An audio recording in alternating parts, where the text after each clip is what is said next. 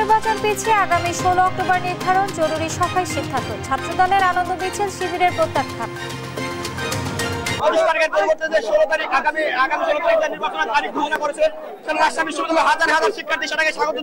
নির্বাচনের ঠিক 3 দিন আগে ঘোষণা দেওয়া হয়েছিল যে রাষ্ট্র নির্বাচন পিছিয়ে দেওয়া হলো। এই নির্বাচন 35 বছর ধরে আর হয় নাই। এই আশঙ্কা থেকে আমরা মনে করছি যে রাষ্ট্র বানচালকারী গোষ্ঠী বারবার রাষ্ট্র পেছানোর জন্য ভূমিকা রাখতেছে। ত্রয়োদশ জাতীয় নির্বাচনে বিএনপির বিজয় ঠেকাতে প্রশাসনকে নিয়ন্ত্রণের অভিযোগ রিজভির, নেতাকর্মীদের সজাগ থাকার আহ্বান।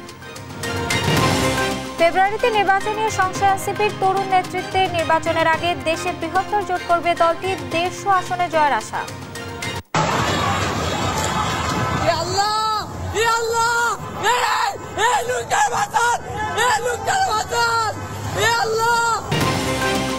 গাজীপুরের টঙ্গীতে কেমিক্যাল গুদামে ভয়াবহ আগুন, বিস্ফোরণে 5 জন দগ্ধ, 3.5 ঘন্টার চেষ্টায় আগুন নিয়ন্ত্রণে। ডেঙ্গুতে 114টি মৃত্যুর ঘটনায় 66 জনই মারা গেছেন 24 ঘন্টার কম সময়ে। 19 জনের বয়স 20 থেকে 30-এর মধ্যে, স্বাস্থ্যের প্রতিবেদন। এবং মূল্যস্ফীতি 5% নামাতে শীর্ষ 20 ব্যবসায়ী গ্রুপের সঙ্গে গভর্নরের বৈঠক, রমজানে নিত্যপণ্য সহনীয় রাখার আশ্বাস ব্যবসায়ীদের। এই অবস্থায় পড়তে না চাইলে ব্যবহার করুন rainbow damp protector. Elastomeric emulsion থাকায় দেয়াল থাকে damp proof rainbow paints, colour of joy. দেখছিলেন সংবাদ শিরোনাম, সংবাদ রাতে, সাথে আছি আমি আফ্রোদিতি মোশাররফ পার্বণ। এবার বিস্তারিত। পিছিয়েছে রাকসু হল সংসদ ও সিনেট প্রতিনিধি নির্বাচন। 25 সেপ্টেম্বরের পরিবর্তে ভোট হবে 16 অক্টোবর। সোমবার সন্ধ্যায় নির্বাচন কমিশনের পূর্ণাঙ্গ সভায় সিদ্ধান্ত নেওয়া হয়েছে। প্রধান নির্বাচন কমিশনার জানান, নির্বাচন অংশগ্রহণমূলক করতেই পেছানো হয়েছে তারিখ। এই সিদ্ধান্তকে স্বাগত জানিয়েছে ছাত্রদল ও স্বতন্ত্র প্রার্থীরা, তবে সিদ্ধান্ত প্রত্যাখ্যান করেছে ছাত্র শিবির। কাজী শাহেদের প্রতিবেদন।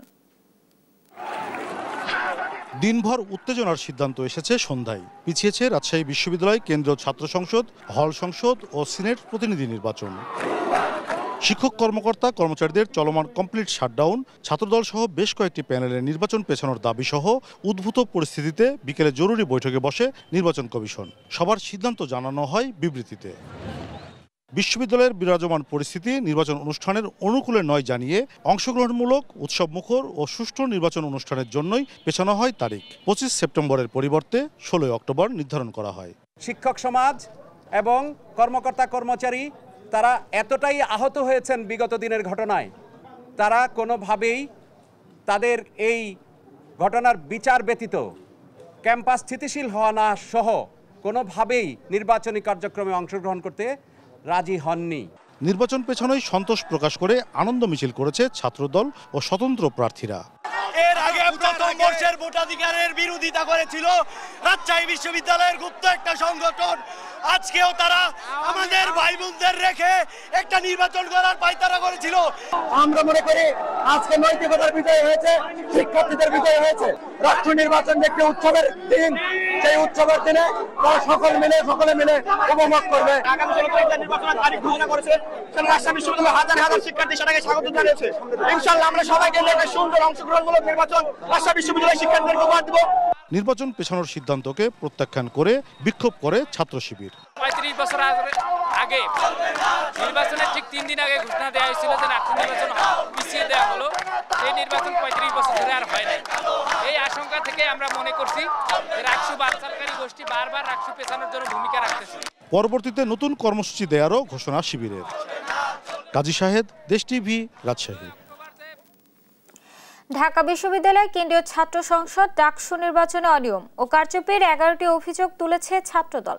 সোমবার মধুর ক্যান্টিনে এক সংবাদ সম্মেলনে ছাত্রদল প্রার্থীরা অভিযোগ করেন, অনিয়ম জালিয়াতি নিয়ে বারবার অভিযোগ করলেও প্রশাসন কার্যকর ব্যবস্থা নেয়নি। ব্যালট জালিয়াতি, বহিরাগত শিবিরের অনুপ্রবেশ সহ নির্বাচন কমিশনের বিরুদ্ধে পক্ষপাতদুষ্ট আচরণের অভিযোগ তোলেন তারা। আরও জানাচ্ছেন আলিমুজ্জামান সাফওয়ান। গেল 9 সেপ্টেম্বর উৎসবমুখর পরিবেশে অনুষ্ঠিত হয় ডাকসু ও হল সংসদ নির্বাচন। তবে এ নিয়ে নানা অভিযোগ ছিল পরাজিত প্রার্থীদের।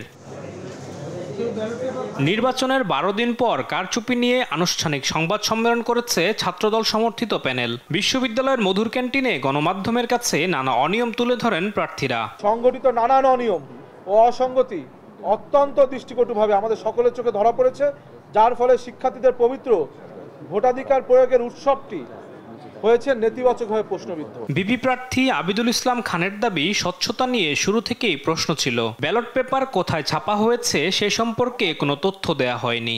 নীলক্ষেতের গাউসুল আজম মার্কেটের একটি ছাপাখানায় ডাকসু হল সংসদ নির্বাচনের বিপুল সংখ্যক ব্যালট পেপার অরক্ষিত অবস্থায় পাওয়া যায়। কোন প্রেস থেকে ছাপানো হয়েছে সে বিষয়ে কোনো তথ্য প্রকাশ করা হয়নি।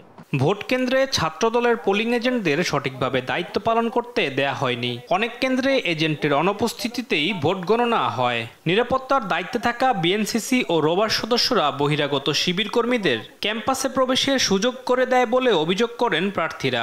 প্রার্থীদের প্রস্তাবিত বিভিন্ন কেন্দ্রের পোলিং এজেন্টদের বাদ দেওয়া হয়। কোন প্রক্রিয়ার মাধ্যমে পুলিং এজেন্টদেরকে বাছাই করা হয়েছে তা প্রকাশ করা হয়নি। কতিপয় বিএনসিসি রোভার স্কাউট ও গার্লস গাইড সদস্যের সহায়তায় একটি নির্দিষ্ট গোষ্ঠীকে ক্যাম্পাসে অবাধে প্রবেশের সুযোগ দেওয়া হয়েছে বলে শিক্ষার্থীদের পক্ষ থেকে একাধিক অভিযোগ এসেছে এবং একাধিক বহিরাগত শিবির কর্মীকে শিক্ষার্থীরা হাতে নাতে ধরে প্রক্টর অফিসে সুপর্দ করেছিল। বিভিন্ন অভিযোগ পর্যালোচনার জন্য ছাত্রদল যথেষ্ট সময় নিয়ে ধৈর্যের পরিচয় দিয়েছে, কিন্তু প্রশাসন আশ্বাস ছাড়া কোনো পদক্ষেপ নেয়নি। বারবার সংশ্লিষ্ট কর্তৃপক্ষকে অবগত করে সমাধানের অনুরোধ করলেও তারা কোনো কার্যকর পদক্ষেপ নেননি, বরং ইচ্ছাকৃতভাবে কালক্ষেপণ করে চলেছেন। ভোটে অনিয়মের অভিযোগ গণমাধ্যমে এলেও এ নিয়ে সিসি ক্যামেরার ফুটেজ প্রকাশ করা হয়নি বলে অভিযোগ করে ছাত্রদল প্যানেল। এবং ভোটাররা কিন্তু আওয়াজ তুলেছেন। আলিমুজ্জামান সাফওয়ান, দেশ টিভি, ঢাকা। আসছে জাতীয় নির্বাচনে বিএনপির বিজয় ঠেকাতে প্রশাসনকে নিয়ন্ত্রণ করার চেষ্টা চলছে বলে অভিযোগ করেছেন দলটির সিনিয়র যুগ্ম মহাসচিব রুহুল কবির রিজভী। দুর্গাপূজাকে কেন্দ্র করে যে কোনো ধরনের উস্কানি ও নাশকতা ঠেকাতে সারা দেশে দলের নেতাকর্মীদের সজাগ থাকারও আহ্বান জানান তিনি। সাইফুল রিপনের রিপোর্ট। নয়াপল্টনে দলের কেন্দ্রীয় কার্যালয়ে বিএনপিতে যোগদান অনুষ্ঠানের এ আয়োজন করে নারায়ণগঞ্জ মহানগর বিএনপি।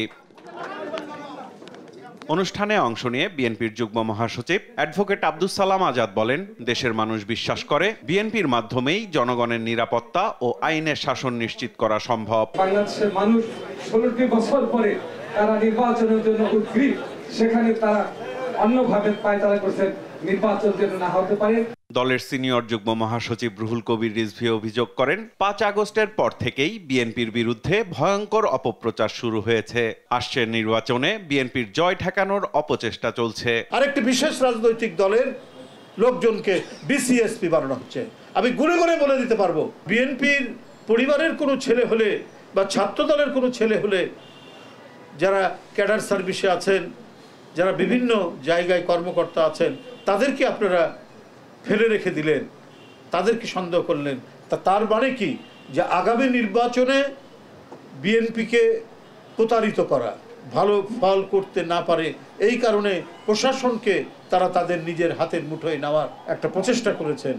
দুর্গাপূজাকে কেন্দ্র করে যে কোনো ধরনের বিশৃঙ্খলা মোকাবেলায় সারা দেশে দলের নেতাকর্মীদের নির্দেশনা দেয়া হয়েছে বলেও জানান তিনি। হিন্দু সম্প্রদায়ের মানুষ যারা পূজা কমিটি, পূজা মণ্ডপ কমিটিতে রয়েছে, তাদের সাথে যোগাযোগ রাখবেন এবং আপনারা চোখ কান সব খোলা রাখবেন, যাতে এই দুর্গাপূজায় যেন কোনো ধরনের অপ্রীতিকর কোনো ঘটনার সৃষ্টি না হয়। শিক্ষাঙ্গন নিয়ে ষড়যন্ত্র চলছে অভিযোগ করে রিজভী বলেন, পরিকল্পিতভাবে ছাত্র সংসদ নির্বাচনের আগে পোষ্য কোঠার ইস্যু সামনে নিয়ে এসেছে রাজশাহী বিশ্ববিদ্যালয় প্রশাসন। কার পায়ে পাড়া দিয়ে আপনারা কাকে ক্ষতিগ্রস্ত করতে চাচ্ছেন? সাইফুল রিপন, দেশ টিভি, ঢাকা। এরকম ত্রয়োদশ জাতীয় নির্বাচন হওয়া নিয়ে সংশয় প্রকাশ করেছেন এনসিপি নেতা নাসির উদ্দিন পাটোয়ারি। সেই সঙ্গে আগামী নির্বাচনে দেশের বৃহত্তর জোট করার দিকে এগোচ্ছে দলটি। সোমবার রাজধানীর আগারগাঁওয়ে নির্বাচন কমিশন সচিবালয়ে সিসির সঙ্গে বৈঠক শেষে সব কথা বলেন তিনি। এ সময় আগামী নির্বাচনে এনসিপি 150 আসনে জয় ছিনিয়ে আনবে বলে মন্তব্য করেন। শিউলি রায় রিপোর্ট। সোমবার বিকেলে রাজধানী আগারগাঁয়ে নির্বাচন কমিশন সচিবালয়ে সিএসির সঙ্গে বৈঠক করে এনসিপির প্রতিনিধিরা। বৈঠক শেষে দলটির মুখ্য সমন্বয়ক নাসির উদ্দিন পাটোয়ারি বলেন, ত্রয়োদশ জাতীয় সংসদ নির্বাচনে এনসিপি 150টি আসনে জয়ী হবার সম্ভাবনা রয়েছে। 150টি আসনের মতো এনসিপির জয়ী হওয়ার সম্ভাবনা রয়েছে। এই সময় এনসিপির নিবন্ধন নিয়ে ষড়যন্ত্র চলছে অভিযোগ করে পাটোয়ারি বলেন, শাপলা, লাল শাপলা এবং সাদা শাপলার যে কোনো একটি দলীয় প্রতীক পাবার ব্যাপারে আশাবাদী তারা। এনসিপি নিবন্ধনটা যেই প্রতীক হবে এটা অবশ্যই শাপলা, সাদা শাপলা অথবা লাল শাপলা এই তিনটির মাধ্যমে হতে হবে, এর ব্যত্যয় করা যাবে না। আগামী নির্বাচনে বৃহৎ জোট করবে এনসিপি, সেই সঙ্গে গণ অধিকার পরিষদ এনসিপি একীভূত হয়ে নির্বাচন করলেও দলের নাম এনসিপি ও প্রতীক শাপলা হবে বলেও জানান এনসিপির এই নেতা। দলের নাম এনসিপি থাকবে, এনসিপির প্রতীকই থাকবে, অন্য দলের নাম মার্কা ডিজলভ হবে এবং এনসিপির আন্ডারে আরও অনেকগুলো দল আসতেছে। এটা আমরা বিগ টেন্ট বা বড় ধরনের একটা পার্টি করতে যাচ্ছি, ফলে তো অনেকগুলা দল, অনেকগুলা মত, অনেকগুলা ব্যানার ইনশাল্লাহ এনসিপির ব্যানারে চলে আসবে। এই সময় বিএনপি আগামী নির্বাচনে 50 থেকে 100 আসন পাওয়ার সম্ভাবনা থাকলেও এখন তা আরও কমেছে বলে মন্তব্য করেন নাসরুদ্দিন পাটোয়ারি। বিএনপি জামাতকে তালবাহানা না করে নির্বাচনে আসার আহ্বান জানিয়েছে নাসরুদ্দিন পাটোয়ারি। বিএনপি এবং জামায়াত যে দলগুলো আছে অথবা এক্সিস্টিং পলিটিক্যাল পার্টি, তারা কিন্তু জুলাই সনদের যে লিগ্যাল অ্যাসপেক্টটা সেই জায়গাতে এক্সিকিউশন লেভেলে তারা আসতেছে না, ফলত তারাদের কারণে নির্বাচনটা ডিলে হচ্ছে। অ্যাটলিস্ট জনগণের দিকে তাকিয়েও হলো দ্রুত এটার লিগ্যাল পার্সপেক্টিভ এক্সিকিউশনের লেভেলে একটা নির্বাচনের মধ্যে এসে জনগণকে আপনারা মুক্তি দেন। এছাড়াও বিকেলে ইইউ 7 প্রতিনিধি দলের সঙ্গে বৈঠক করেন সিএসি। শিউলি রায়, দেশ টিভি, ঢাকা। গত 53 বছরে কোনো সরকার দেশের মানুষকে মুক্ত করতে পারেনি। বিদ্যমান পদ্ধতিতে নির্বাচন হলে দেশে মৌলিক পরিবর্তন সম্ভব না, তাই পিআর পদ্ধতিতে নির্বাচনের দাবি জানিয়েছেন ইসলামী আন্দোলন বাংলাদেশের আমির মুফতি সৈয়দ মোহাম্মদ রেজাউল করিম। সোমবার বিকেলে হাজারীবাগে দলের এক গণসমাবেশে এসব দাবি তোলেন তিনি। এই ছিমেলের রিপোর্ট। পিআর পদ্ধতিতে জাতীয় নির্বাচন, প্রয়োজনীয় রাষ্ট্র সংস্কার, জুলাই সনদের আইনি ভিত্তি প্রদান এবং অপরাধী ও খুনিদের দৃশ্যমান বিচারের দাবিতে সোমবার বিকেলে হাজারীবাগে গণসমাবেশ করে ইসলামী আন্দোলন বাংলাদেশ। পিআর পদ্ধতির বিকল্প নেই দাবি করে ঢাকা দক্ষিণ 10 আসনের সংসদ সদস্য প্রার্থী আব্দুল আওয়াল মজুমদার বলেন, নমিনেশন বাণিজ্য ও চাঁদাবাজির বাংলাদেশ এদেশের জনগণ আর দেখতে চায় না। পিআর পদ্ধতিতে কি হবে? প্রত্যেকটা মানুষের ভোটের মূল্যায়ন হবে, একটা জাতীয় সরকার তৈরি হবে, এখানে ভালো মানুষগুলো যাবে, দেশের উন্নয়নের জন্য আইন তৈরি করবে, তারা দেশ ভালো চলবে।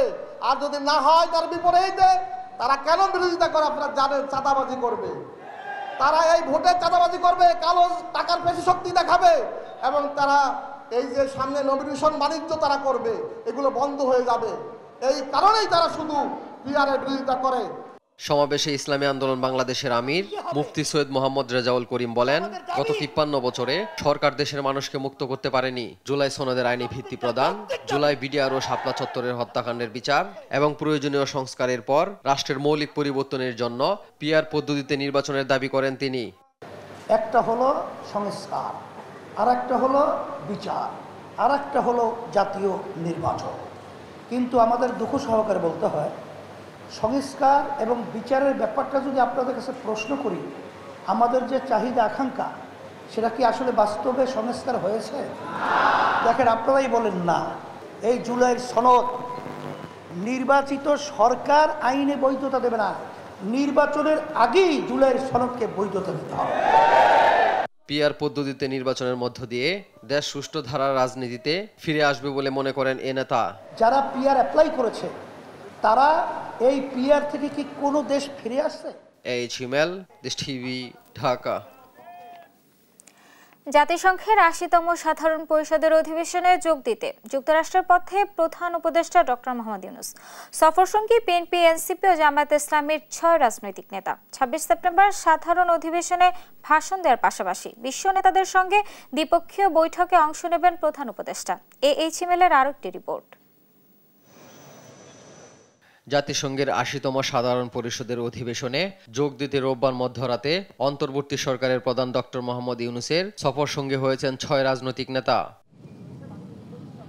বিএনপির মহাসচিব মির্জা ফখরুল ইসলাম আলমগীর, বিএনপির ভারপ্রাপ্ত চেয়ারম্যানের পররাষ্ট্র বিষয়ক উপদেষ্টা হুমায়ুন কবির, জামায়াতে ইসলামী নায়েবে আমির সৈয়দ আব্দুল্লাহ মোহাম্মদ তাহের এবং জাতীয় নাগরিক পার্টির সদস্য সচিব আক্তার হোসেন ও যুগ্ম আহ্বায়ক তাসনিম জারা রাত 12টায় শাহজালাল আন্তর্জাতিক বিমানবন্দরে পৌঁছান। অপেক্ষা করেন ভিভিআইপি লাউঞ্জে। তবে জামাত নেতা ডক্টর নকিবুর রহমান তারেক যোগ দিবেন যুক্তরাষ্ট্রে। রাত 11টা 15 মিনিটে বিমানবন্দরে পৌঁছায় প্রধান উপদেষ্টার গাড়িবহর। পরে একে একে দেখা হয় রাজনৈতিক নেতাদের সঙ্গে। রাত 1টা 40 মিনিটে যুক্তরাষ্ট্রের উদ্দেশ্যে যাত্রা করে এমিরেটসের ফ্লাইট। সফরকালে জাতিসংঘ মহাসচিব অ্যান্তনিও গুতেরেস ও মার্কিন প্রেসিডেন্ট ডোনাল্ড ট্রাম্পের দেওয়া সংবর্ধনা অনুষ্ঠান এবং বিভিন্ন দেশের শীর্ষ নেতাদের সঙ্গে দ্বিপক্ষীয় বৈঠকে অংশ নেওয়ার কথা রয়েছে। 26 সেপ্টেম্বর জাতিসংঘের সাধারণ পরিষদ অধিবেশনে ভাষণ দেবেন ডক্টর মোহাম্মদ ইউনূস। দেশে ফেরার কথা রয়েছে 2 অক্টোবর। হিমেল, দেশ টিভি, ঢাকা। গাজীপুরের টঙ্গীতে কেমিক্যাল গুদামে ভয়াবহ বিস্ফোরণের পর লাগা আগুন 3.5 ঘন্টার চেষ্টায় নিয়ন্ত্রণে আনে ফায়ার সার্ভিসের 7টি ইউনিট। এ সময় কেমিক্যালের ড্রাম বিস্ফোরণে দগ্ধ হন ফায়ার সার্ভিসের 4 কর্মী। তাদের আশঙ্কাজনক অবস্থায় আনা হয়েছে জাতীয় বার্ন ইনস্টিটিউটে। তাইফুর রহমান তুহিনের রিপোর্টে। সোমবার বিকেল 3:30টা হঠাৎ করে গাজীপুরের টঙ্গী বিসিক শিল্পনগরীর সাহারা মার্কেট এলাকায় এই কেমিক্যাল গুদামে ঘটে ভয়াবহ বিস্ফোরণ। মুহূর্তেই পুরো ভবনে ছড়িয়ে পড়ে আগুন। এ সময় ভিতরে থাকা লোকজন দৌড়ে বের হন। খবর পেয়ে টঙ্গী ফায়ার স্টেশনের 7টি ইউনিট ঘটনাস্থলে গিয়ে আগুন নিয়ন্ত্রণে কাজ শুরু করে। এ সময় কেমিক্যালের ড্রাম বিস্ফোরণ হয়ে 4 জন দমকল কর্মী সহ দগ্ধ হয় 5 জন। তাৎক্ষণিকভাবে তাদের উদ্ধার করে রাজধানীর জাতীয় বার্ন ইনস্টিটিউটে নেওয়া হয়। এখানে কেমিক্যাল আনতো আবার নিত, হঠাৎ কালো ধোঁয়া হইয়া একটা বিস্ফোরকের মতো আগুনের কুণ্ডলি বেরিল। এখানে কেমিক্যাল রাখতো বেচতো, এই জায়গায় আগুনটা লাগছে। ফায়ার সার্ভিসের লোক ঢুকে হাইরে 2 জন ঢুকলো আর 2 জন ওদিক থেকে চিক্কির মেরে ওইজন পড়লো, পড়লে পরে পানি টানি ঢাললে তার যে রিস্ক আপনি তুলে দিয়ে পরে হাসপাতাল পাঠাইছি। ফায়ার সার্ভিস জানায় গুদামে দাহ্য পদার্থ থাকায় আগুন নিয়ন্ত্রণে বেগ পেতে হয়েছে। তাদের প্রায় 3.5 ঘন্টা প্রচেষ্টায় নিয়ন্ত্রণে আসে আগুন। এখানে সোডিয়াম বাইকার্বনেট ছিল, এখানে ব্লিচিং পাউডার ছিল, এখানে হাইড্রোজ ছিল, ম্যাটার ছিল, এখানে স্টোন আছে, এখানে সোডা আছে, এই জাতীয় কেমিক্যাল এখানে ছিল। এই কাজ করতে গিয়ে আমাদের 5 জন আহত হয়েছে। তারা 4 জন বার্ন ট্রিটমেন্ট হসপিটালে আছে ঢাকায়। আগুনে ক্ষয়ক্ষতির পরিমাণ এবং গুদামটির অনুমোদন ছিল কিনা তা নিশ্চিত করতে পারেনি ফায়ার সার্ভিস। তাইফুর রহমান তুহিন, দেশ টিভি, ঢাকা। ডেঙ্গুতে মৃত্যু হওয়া অধিকাংশই ঘটেছে হাসপাতালে নেয়ার 24 ঘন্টার মধ্যে। স্বাস্থ্য অধিদপ্তরের ডেথে রিভিউ করা 114টি ঘটনার মধ্যে 66 জনেরই মৃত্যু হয়েছে 24 ঘন্টারও কম সময়ে। মারা যাওয়া 19 জনের বয়স 20 থেকে 30-এর মধ্যে। সোমবার দুপুরে ডেঙ্গু বিষয়ক ব্রিফিংয়ে এসব তথ্য জানায় স্বাস্থ্য অধিদপ্তর। হাসান আল মাহমুদের রিপোর্ট। প্রতিদিনই লাফিয়ে বাড়ছে ডেঙ্গু সংক্রমণ। গেল মাসের তুলনায় দ্বিগুণ আক্রান্ত হয়েছে চলতি মাসের প্রথম 20 দিনই। ঢাকার হাসপাতালগুলোতে ভর্তি রোগীদের অধিকাংশ এসেছেন ঢাকার বাইরে থেকে। এসব রোগীর জটিলতাও অনেকটাই বেশি। আমরা আসছি গাজীপুর থেকে। বর্তমানে রোগীর অবস্থা খুব ক্রিটিক্যাল এবং চলতে পারতেছে না। শরীরটা শুরুতে খুব ব্যথা ছিল, খুব জ্বর, খুব বমি হচ্ছিল। জ্বরে খালি শরীর ব্যথা, প্রচুর শরীর ব্যথা, বিছানা থেকে উঠতে পারতাম না। রাজধানীর ডিএনসিসি হাসপাতালের পরিচালক জানান, চলতি মাসে হাসপাতালে মারা যাওয়া 3 জনে এসেছিলেন শারীরিক নানা জটিলতা নিয়ে। একজন 1 ঘন্টার মধ্যে ডাইড, আর একটা কয়েক ঘন্টার মধ্যে অ্যানাদার ওয়ান 12 ঘন্টার মতো ছিল। এই 3 জনই এসেছিল খুবই টার্মিনাল স্টেজে। That's why they could not be saved, কারণ তাদের অলরেডি আসার পর দেখা গেছে বিপি রেকর্ড করা যাচ্ছে না। দেয়ার কন্ডিশন ইজ সো সিভিয়ার।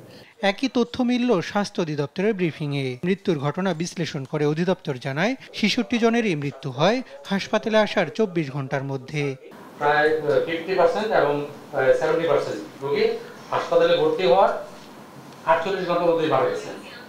আর 72 ঘন্টার মধ্যে মারা গেছেন আরো 5% 5 জন এবং 72 ঘন্টা পরে মারা গেছেন আরো 25 জন রোগী। সেপ্টেম্বরে প্রতি বছরই ডেঙ্গুর সংক্রমণ অন্য মাসের চেয়ে দ্বিগুণ হয়। এই অবস্থায় ডেঙ্গু সংক্রমণের উপসর্গ দেখা দিলেই হাসপাতালে আসার পরামর্শ অধিদপ্তরের মহাপরিচালকের। এই রোগটা যদি শুরুতে আমরা চিকিৎসা করতে না পারি, রোগটাকে যদি শুরুতে আমরা অ্যাকচুয়ালি চিহ্নিত করতে না পারি, রোগ নির্ণয় করতে না পারি, তাহলে মানুষের যে ভোগান্তি এবং মৃত্যুর যে সংখ্যা তা আনুপাতিক হারে বেড়ে যাওয়ার সম্ভাবনা বেড়ে যায়।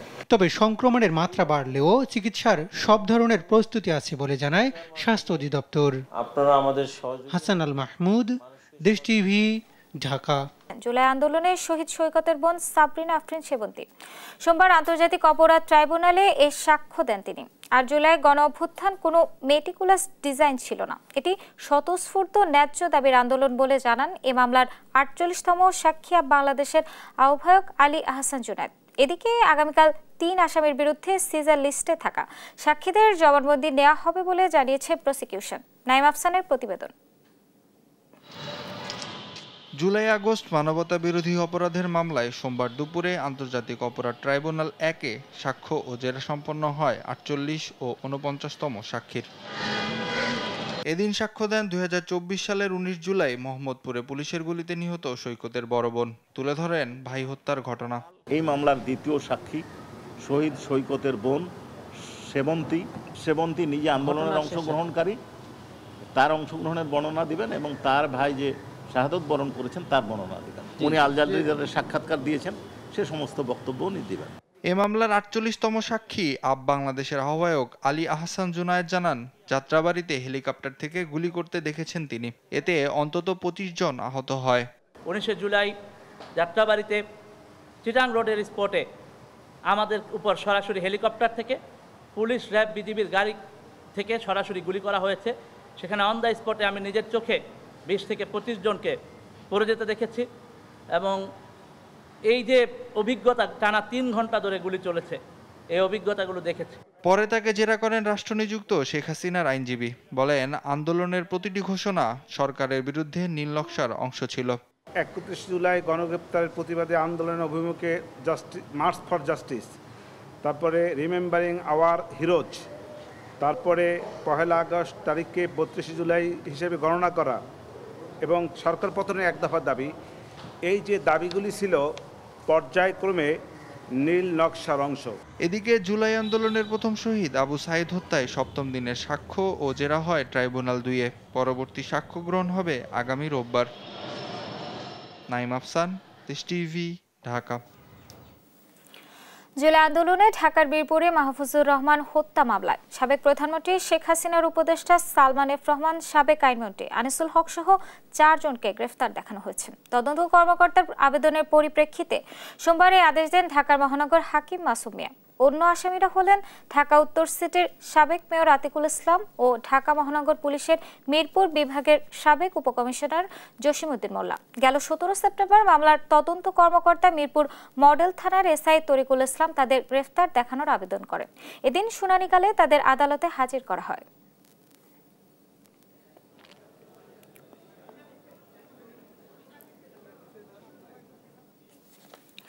দুর্নীতির অভিযোগের অনুসন্ধান থেকে অব্যাহতি দিতে 10 লাখ টাকা ঘুষ দাবির অভিযোগ করেছেন এক ঠিকাদার। দুদক বাগেরহাট কার্যালয়ের কর্মকর্তা আবুল হাশিমের বিরুদ্ধে এই অভিযোগ নিয়ে সরাসরি দুদকের প্রধান কার্যালয়ে হাজির ওই ঠিকাদার। তদন্তে অভিযোগের সত্যতা মিললে কঠোর ব্যবস্থা নেওয়ার কথা জানিয়েছে সংস্থাটি। ফজলে আদিত্য রিপোর্ট।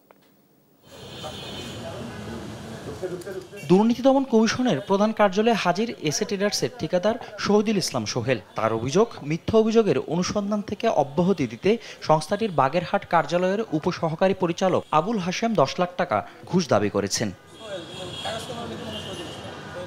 ঠিকাদার জানান, গেল 6 সেপ্টেম্বর আবুল হাশেম তাকে খুলনার বাসায় ডেকে অবৈধ সম্পদ অর্জন সহ বিভিন্ন অভিযোগের কথা জানান এবং এ থেকে অব্যাহতি দিতে 10 লাখ টাকার ঘুষ দাবি করেন। পরবর্তীতে 5 লাখ টাকায় রাজি হন। ঘটনার সত্যতা নিশ্চিত করতে তৎক্ষণাৎ গণমাধ্যম কর্মীর সামনে ফোন দিলে ওই কর্মকর্তা টাকা নিয়ে খুলনায় যাওয়ার প্রস্তাব দেন। আচ্ছা, তাহলে এখন যেহেতু আমি খুলনা চলে যাবো কিছুক্ষণ পরে, তাহলে এখন আর বাগেরহাট আসতে পারতেছি না, স্যার তাহলে এই যে ওটা স্যার পাঁচ তো ম্যানেজ করতে পারি নাই স্যার, 2 লাখ ম্যানেজ করতে পারছি স্যার। তা উনি অনেক দরাদরি করে বলতেছে আপনি আগামী সোমবার মানে আজকে 5 লক্ষ টাকা দিতে হবে, 5 লাখ টাকা দিবেন এবং আমার সাথে দেখা করবেন। এরপর কমিশন বরাবর লিখিত অভিযোগ করেন ভুক্তভোগী ব্যবসায়ী। দুদক জানান দ্রুত সময়ের মধ্যে তদন্ত করে ব্যবস্থা নেওয়ার কথা। যদি আমাদের কর্মকর্তা যে অভিযোগটা আমরা পেয়েছি এই অভিযোগের প্রেক্ষিতে আমরা যাচাই বাছাই করব, যাচাই বাছাই শেষে যদি অরিজিনালি এই অভিযোগটা সত্য হয়, প্রমাণিত হয়, কমিশন এতটুকু এক বিন্দু ছাড় দিবে না তার বিষয়ে। ফজলে আদিত্য, দেশ টিভি, ঢাকা। খাদ্যপণ্যের বাজার স্থিতিশীল রাখতে এবং মূল্যস্ফীতি 5% নামিয়ে আনতে দেশের শীর্ষ 20টি ভোগ্যপণ্য উৎপাদনকারী গ্রুপের সঙ্গে বৈঠক করেছেন বাংলাদেশ ব্যাংকের governor doctor Ahsan H Mansur. সোমবার বিকেলে এই বৈঠকে প্রাণ গ্রুপ, মেঘনা group, Bashundhara group, Nabil group সহ বিভিন্ন শীর্ষস্থানীয় প্রতিষ্ঠান অংশ নেয়। এ সময় আসন্ন রমজানকে সামনে রেখে খাদ্যপণ্যের মজুত, মূল্য নিয়ন্ত্রণ ও আমদানি সংক্রান্ত বিষয় নিয়ে আলোচনা হয়। দেশের সার্বিক পরিস্থিতি ও ব্যবসায়ীরা ঠিকমতো LC, bank to bank LC করতে পারছেন কিনা সেসব বিষয়ে জানতে চান গভর্নর। এ সময় রমজানের সহনীয় দামে খাদ্যদ্রব্য সরবরাহের আশ্বাস দেয় ব্যবসায়ীরা। এছাড়া রিজার্ভ বাড়ায় ইনফ্লেশন নিয়ন্ত্রণে কিভাবে কাজ করা যায় সে বিষয়ে কথা বলেন গভর্নর। আমরা কিছু চাই না, স্যার জানতে চাইছে ব্যবসায়িক দেশের নিত্য প্রয়োজনীয় সহ অন্যান্য জিনিসপত্র সরবরাহ ব্যবস্থা কেমন, এলসি কেমন, কত সেটেল হয়েছে, আন্তর্জাতিক বাজার কি, দেশে কি অবস্থা, ইনফ্লেশনটা আরও কমা উচিত ছিল, যেটুকু কমছে, চাউলের আমদানি অবস্থা কেমন? ভালো। আজকে আসলে মিটিংটা ছিল আমাদের শুধুমাত্র নিত্য প্রয়োজনীয় যে দ্রব্যগুলো আছে তার বাজারটা কিভাবে নিয়ন্ত্রণ করা যায় এর একটা গাইডলাইন উনি আমাদের দিয়েছেন এবং আমরা যাতে এলসিগুলো মানে করতে পারি, যাতে কোনো সমস্যা না হয় এলসি খোলার ক্ষেত্রে, সে বিষয়গুলো নির্দেশনা দিয়েছে। যেহেতু এখন ফরেন কারেন্সি রিজার্ভ আপনারা জানেন যে বেড়েছে, এক ধরনের স্ট্যাবিলিটি এসছে, এখন কি বোনাফাইড ট্রেড ফ্লো তৈরি করা যায় কি না, গভর্নেন্স এবং বোনাফাইড ট্রেড ফ্লো তৈরি করে যাতে করে ইনফ্লেশনটা আমরা কন্ট্রোলেও রাখতে পারি, আবার অ্যাট দ্য সেম টাইম আমরা যেন এই যে রিজার্ভ যে বাড়ছে সেটাকেও মেনটেন করতে পারি থ্রু প্রপার গভর্নেন্স। বিনিয়োগের জন্য ব্যাংক নির্ভরতা কমাতে চায় সরকার। এজন্য শক্তিশালী বন্ড মার্কেট গড়ে তোলার উপর জোর দিতে হবে বলে জানিয়েছে অর্থ উপদেষ্টা ডক্টর সালেউদ্দিন আহমেদ। রাজধানী নিকুঞ্জে ডিএসি ভবনে বন্ড মার্কেট নিয়ে এসব কথা বলেন সেমিনারে। পুঁজিবাজারকে নিয়মিত আয়ের উৎস বানিয়ে ফেললে বিপদ হবে। রিয়াজ সেজানের প্রতিবেদন। বাংলাদেশের আর্থিক খাত প্রায় পুরোটাই ব্যাংক নির্ভর হওয়ায় ব্যাংকগুলোর মধ্যে অর্থের চাপ বাড়ছে। অন্যদিকে পুঁজিবাজারে আছে অর্থায়নের বৈচিত্র্যের অভাব, সেখানে বন্ড বা সুকুক আনতে পারে নতুন বৈচিত্র্য। সোমবার সকালে রাজধানীর নিকুঞ্জে বন্ড ও সুকুক মার্কেট নিয়ে ডিএসসির আয়োজিত সেমিনারে বক্তারা বলেন, সুকুক নিয়ে বাজারে রয়েছে সচেতনতার অভাব। এখন পর্যন্ত মাত্র 6টি সুকুক বাজারে এলেও বিনিয়োগকারীদের আগ্রহ ছিল কম। শর্ট টার্ম লোন দেব, আমরা এমপ্লয়ি ব্যাংকিং করব, আমরা ট্রেড ফ্যাসিলিটেশন করব, লং টার্ম লোন ব্যাংকগুলো কি করে দেয়? মার্কেটকে এটাকে অ্যাকসেপ্ট করবার মতো যথেষ্ট পরিমাণ ডেভেলপ করতে হবে। দেশে বিনিয়োগের সুযোগ তৈরি না হওয়ায় বিদেশে অর্থ পাচার হচ্ছে বলে মন্তব্য করেছেন প্রধান উপদেষ্টার বিশেষ সহকারী ডক্টর আনিসুজ্জামান চৌধুরী। এছাড়া বাংলাদেশ ব্যাংকের governor doctor Ahsan H Mansur বলেন, কর্পোরেট ও সরকারি বন্ডের চাহিদা বাড়াতে কাজ করছে Bangladesh bank. Corporate bond market নিয়ে আমরা কাজ করছি। Bangladesh bank and security exchange commission আমরা একটা রিপোর্ট তৈরি করেছি, খুব শীঘ্রই সেটা আমরা সরকারের কাছে পেশ করতে যাচ্ছি। কর্পোরেট বন্ড এবং গভর্নমেন্ট বন্ডের চাহিদা কিভাবে বাড়ানো যায় সেই দিকে আমরা পলিসিগত স্পেসিফিক রিকমেন্ডেশন করব। এ সময় অর্থ উপদেষ্টা বলেন, সুকুক বন্ড বেসরকারি হওয়া উচিত, তাহলে বিনিয়োগ আসবে। প্রাইভেট সেক্টর ইনভেস্টমেন্টের জন্য ব্যাংকের উপর ডিপেন্ড করলে চলবে না, আমাদের যেতে হবে the capital market and some instrument sukuk and other special instrument. এটা না গেলে কিন্তু আমরা যে প্রাইভেট সেক্টরে যারা এখন আছে, আমি দেখছি অনেকে ডিমান্ড করছে ব্যাংক থেকে টাকা দেন, আরও ক্যাশ ইনসেন্টিভ দেন, আরও ট্যাক্স কমিয়ে দেন। ট্যাক্স সমাধান হলে এমন হতে আমরা তো বেতন ভাতেও পাবো না। পুঁজিবাজারকে নিয়মিত আয়ের উৎস ভাবা বিনিয়োগকারীদের ভুল সিদ্ধান্ত বলে মন্তব্য করে অর্থ উপদেষ্টা বলেন, বিনিয়োগ হতে হবে দীর্ঘমেয়াদী। একটু সেবা দেন, সেবা ভালো দিলে আপনার ট্যাক্স ফিটা বেশি দেবেন। রিয়াজ সেজান, দেশটি সাগরে লঘুচাপের প্রভাবে রাজধানী সহ দেশের বিভিন্ন এলাকায় সোমবার সকাল থেকে অঝরে ঝড়ে বৃষ্টি। এতে রাজধানীর সড়কে পানি জমায় ভোগান্তিতে পড়েন চাকরিজীবী সহ নিম্ন আয়ের মানুষ। ঢাকায় 107 মিলিমিটার বৃষ্টি হয়েছে জানিয়ে আবহাওয়া অফিস বলছে মঙ্গলবার থেকে বৃষ্টিপাত কমে যাবে। লঘুচাপের প্রভাবে উপকূলীয় এলাকায় দমকা হওয়ার পূর্বাভাস দিয়ে চট্টগ্রাম, কক্সবাজার, মোংলা ও পায়রা সমুদ্র বন্দরকে 3 নম্বর সতর্ক সংকেত দেখাতে বলা হয়েছে। আরও জানাচ্ছেন তন্দ্রা তারুণ্য। সোমবার সাত সকালে রাজধানীতে অঝরে ঝড়ে বৃষ্টি। মাত্র 2 ঘন্টার বৃষ্টিতে রাজধানীর বেশিরভাগ সড়কে জমে পানি। কোথাও কোথাও প্রধান সড়ক থেকে অলিতে গলিতেও দেখা দেয় জলাবদ্ধতা। সড়কে জলাবদ্ধতার কারণে যাতায়াত সমস্যায় পড়ে নগরবাসী। সড়কের কোথাও তৈরি হয় তীব্র যানজট, আবার কোথাও দেখা দেয় যানবাহন সংকট। এতে ভোগান্তিতে পড়ে নগরবাসী। অফিস হচ্ছে 10টায়, 10:30 বাজে। অফিস তো আর এগুলো দেখবে না, শুনবেও না। এইটাই হচ্ছে মূল ভোগান্তি। 10 মিনিটের রাস্তা আপনার মনে করেন যে 1 ঘন্টার বেশি সময় লাগতেছে আসতে। এরকম বৃষ্টি আমি জানি না, চাপাইতাছি, মনে করেন যে পানিটা ঢেউ দিছে, পরে আমার গাড়িটা স্টার্ট বন্ধ হয়ে গেছে। মিরপুর, বনানী, মোহাম্মদপুর, কাকরাইল, মগবাজার, মালিবাগ, কারওয়ান বাজার ও পুরান ঢাকা সহ বিভিন্ন এলাকায় জলাবদ্ধতার কারণে থমকে যায় জনজীবন। স্থানীয়রা জানান, পানি ড্রেন উপচে বাসাবাড়ি ও দোকানপাটে ঢুকে পড়ে। বৃষ্টি হলেই এমন ভোগান্তির অভিযোগ করেন তারা। এই পানি, এই যে ভাঙতে এলাম, এত পরিমাণে পানি ও ডাক্তার বললি যে পাড়া দাওয়ানোর মতো বাইরনির মতো কোনো কায়দা নাই। সিটি কর্পোরেশনের আন্ডারে সিটি কর্পোরেশনের পদক্ষেপ নেওয়াটা জরুরি।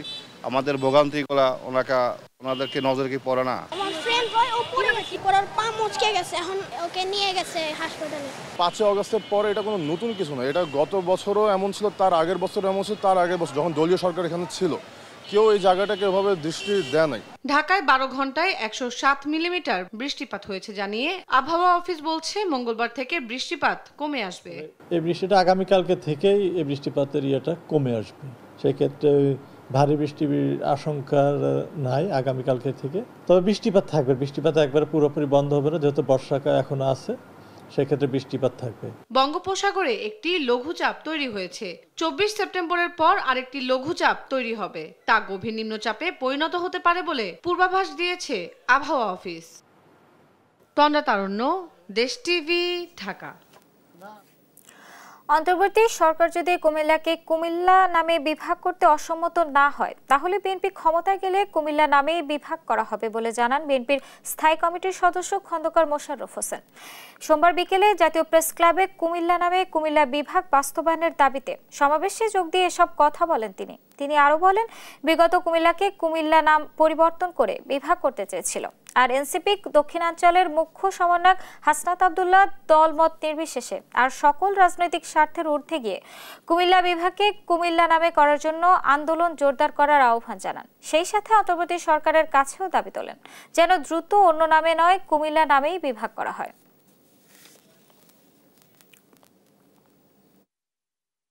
অন্তর্বর্তীকালীন সরকার সহ আমাদের কমিউনিটি হিসাবে আমাদের ফাংশন করতে হবে। আপনি বিএনপি মতাদর্শী হইতে পারেন, আপনি জামাতে ইসলাম মতাদর্শ হইতে পারেন, আপনি এনসিপির মতাদর্শ হইতে পারেন। রাস্তা যদি ভাঙা থাকে, এটার উপর দিয়ে এনসিপিও হাঁটতে হয়, বিএনপির মানুষও যাইতে হয়, জামাতের মানুষও যাইতে হয়, দুঃখ কষ্ট সবারই কিন্তু হয়। সেজন্য আমাদের এই যে সেন্স অফ উইনেস, কুমিল্লার এই ফিলিংসটা যেন আমাদের মধ্যে থাকে এবং কমিউনিটি হিসেবে যেন আমরা কুমিল্লা ফাংশন করতে পারি।